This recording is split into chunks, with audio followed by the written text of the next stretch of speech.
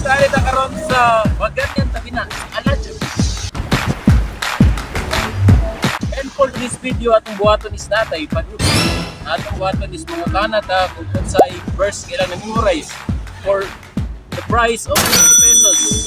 But then the second level is kaya ba nila i-risk ang 20 pesos nila para ma-level to 500 pesos sa atong ikaduhang question. So inaani atong buhaton guys. Karon guys, magitatago sa kay stranger dinhi sa beach atong pangutanon kung naa ba siya memorize nga versus diya sa Balangka sa Latan. Kaya guys, uban ni minyo. Guys, natin nakita nga so ato silang i-try sa ato ang question. Muna ato ang first target.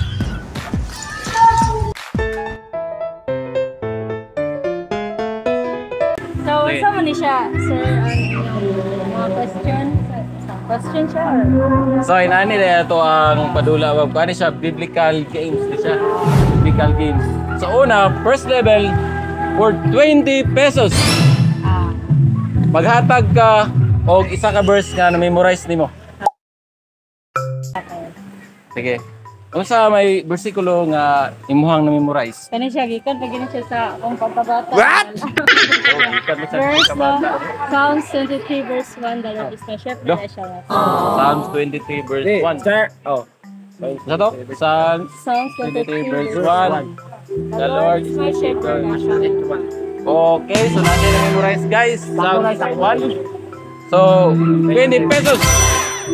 Karon sa among level 2 question, baka i-take imong 20 pesos para mahimong 500 pesos. Willing ba ka? Oh, willing siya, willing.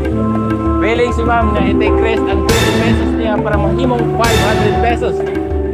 So karon atong level 2 question is maghatag mi og verse or kining unod sa verse, then ihatag nimo kung asa siya mabasa. Abi, pero ang 20 pesos amo ang kwaon kung mali imong answer. Sige, sige. So atong kauban ang muhatag og verse. Dili ka muhatag sa iyahang asa siya mabasa. O sige, okay, karon guys. Araw madungog nato. Do. Karon nga verse mo kini. Og karon nagpabilin ang tutulo. Paglaom, pagtuo ug gugma. Apan ang labaw niini mao ang gugma. Okay. Asa man ang mabasa mo? Asa na siya mabasa nga verse? Yeah. Balik ka kay para ma Balik na to, balik ton. Padol mo.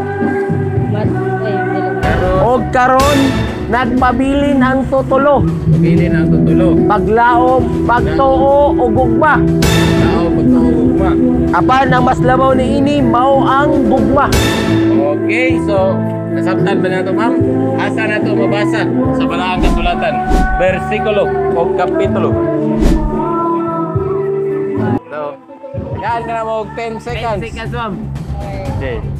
10 9 8 7 6 5 4 3 2 1. Guys, build this ma'am. So nabawi na to ang 20 pesos. Guys, mabasa to siya sa 1 Corinthians 13:13. Oh. Ma'am, thank you kayo sa imong cooperation. I'm glad nilapit ko sa inyong vlog. Thank you. So, kita na mataglain. No guys, namin nakita ang giduya no. Kaya na to sa approach.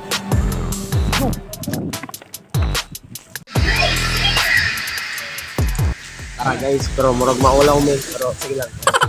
Excuse me, ma'am. Ma'am, kanang pwede ba ka mahimong part sa among content? Pilig na ka? So, okay na siya. Wala na mo ma'am is, usay pangalan og taga-asa?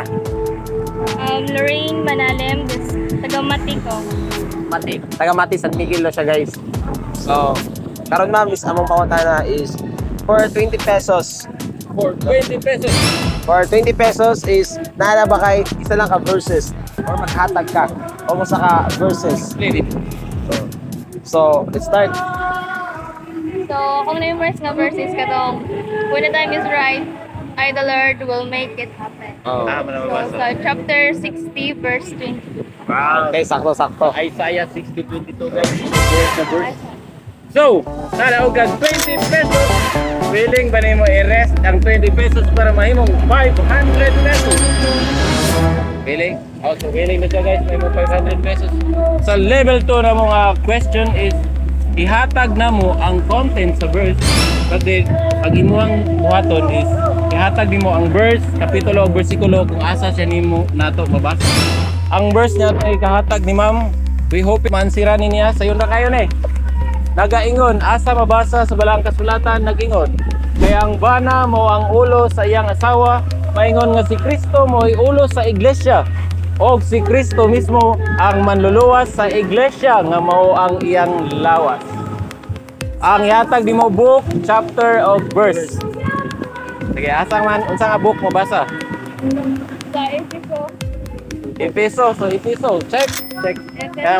Chapter Chapter 5. Chapter 5, check yapon. Dayon, verse 23. 23, murag. Check na daog si ma'am, no? 500 pesos! Usa ka bright nga suono atong na-encounter. Thank you, ma'am. So, Congratulations, you deserve that.